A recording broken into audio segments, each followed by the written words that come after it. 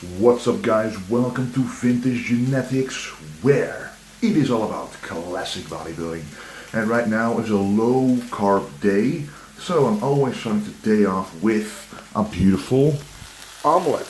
And right here I'm having some mushrooms and some spring onions in the pan with some Pam spray beneath. And if you get a good pan, it's not going to stick at all. And after this is stir fried nicely, I'm going to add some spinach and then add the eggs and then show you what the omelet looks like. And also I'll be having a shake next to it with super protein complex, of course. The egg protein is one source and there's 5 other sources in that whey shake. But yeah, that will give me enough protein because during this prep my protein content is going up. And the carbs are going down, especially today. Today is 200 grams of carbs, and compared to the 600 grams on a high day, so it's pretty low. And on a low day, I always do my cardio as well, because the metabolism must stay high because of the high days. So if you then do a cardio on a low day, where you take in less calories anyway, then the burning effect will be incredible. Anyway, we're gonna train chest and triceps tonight. And the meals are just all going to be low carb, but the pump will still be amazing, that's for sure. Anyway guys, let's see what the omelet looks like. Alright guys, I'm about to answer some emails. This is the omelet I'll be eating. Pretty high quality as you can see.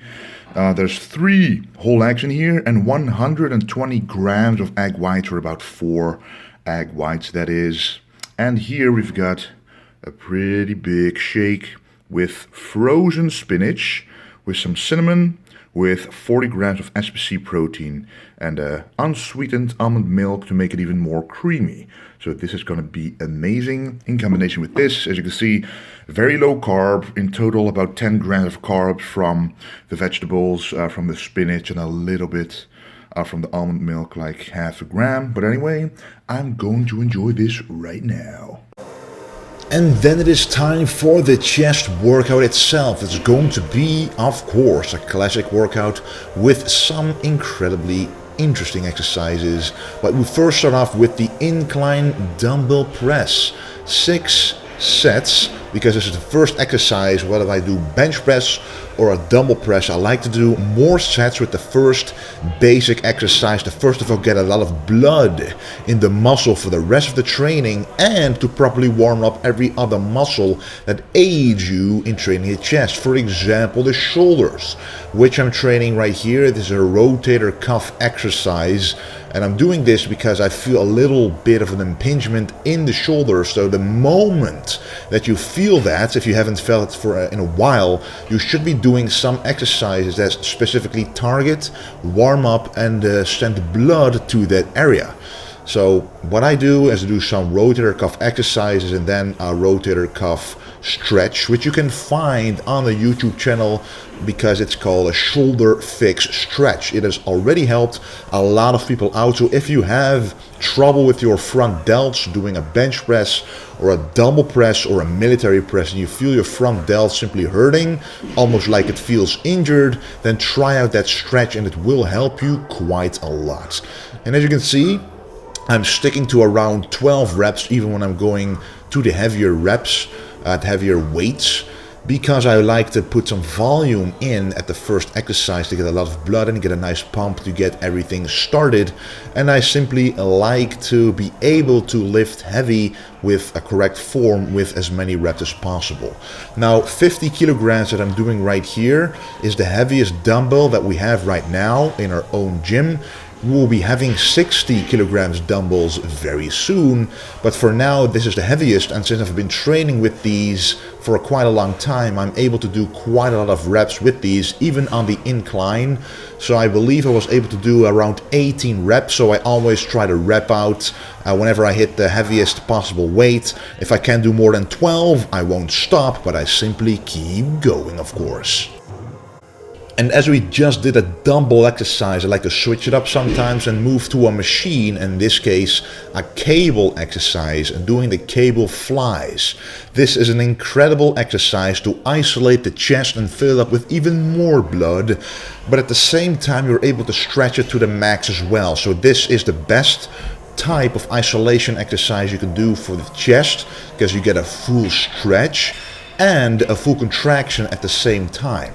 So the way that the cable flies differ from the dumbbell flies is that with the dumbbell flies you lose tension at the top. So if you are a beginner and you simply still have a lot of trouble with a mind-muscle connection, it would be better to stick to cable flies until you find yourself having a good mind-muscle connection in the chest, because then you can do the dumbbell flies with optimal efficiency. Because if you look right here, the tension on the chest is never lost, it stays there. And that means that the time under tension is unbroken and it is increased. And the time under tension is one of the principles of building muscle. So if you can achieve that during an exercise, during a set, you definitely should. And if you're a beginner and you're doing dumbbell flies and you lose the tension at the top, it decreases the time under tension and increases the amount of hypertrophy, aka muscle growth, will occur. And then we're going to do the classic incline bench press. This is the second incline movement we are doing. You can never have a big enough upper chest, of course, but always stick to the basic exercises when you want to train your chest if it's your weak point. So never stick to only incline exercises if your chest is a weaker point. For me, the chest is a stronger point and I only have to really build the upper chest a little bit more to fill it out even more during the side chest to create an even bigger chest. So sometimes I like to stick to more incline exercises, doing at least 2 during a workout to really work on that. But if you look closely, I am letting the bar drop right under my chin and making that chest stretch as much as possible.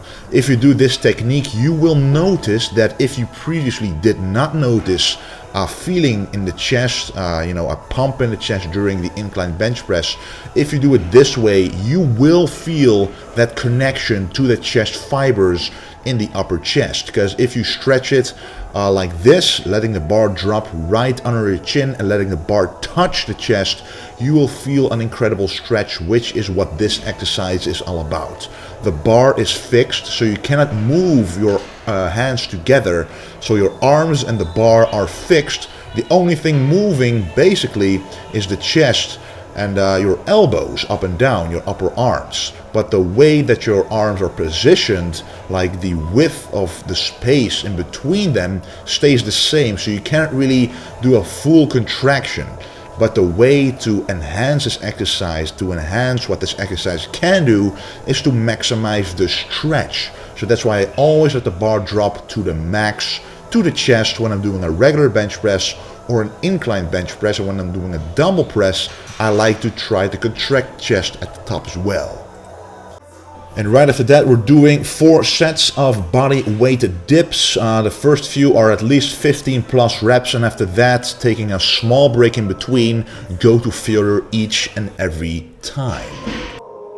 And then it is time for the French press. And guys, this is basically a skull crusher and a French press combined. As you will see right now, it's a special version that I have learned from Aaron Baker, watching actually a clip of him training his triceps, and he has amazing triceps. He's an old school bodybuilder, by the way, and I just saw that his triceps were enhanced, were recruited maximally during an exercise. And this way, by letting the bar drop below your head, letting it really stretch those triceps and then contract the triceps right at the top, enhances the time under tension again, enhances the range of motion, and it really enhances the muscle fibers that you're able to target during this exercise. And the same thing goes for this one. The wide grip push down. The wide grip is to really target the long head and the medial head more of the triceps rather than the short head, but also I'm letting it go upwards above 90 degrees, which goes against what a lot of people say. But the reason that I do this is to maximize the stretch of the triceps, which again maximizes the time under tension.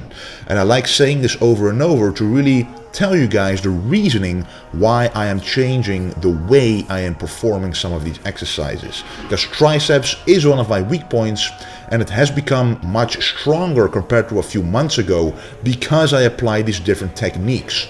And if you have a weak point yourself like that, for example, you can apply the same technique with squats by going deeper, putting a plate on your heels, for example, which is what I do as well. But applying those techniques really can make your weak points grow. Anyway guys, this is the last exercise, the unilateral tricep pushdown, to finish it off. And I want to thank you for watching, and do not forget to stay golden.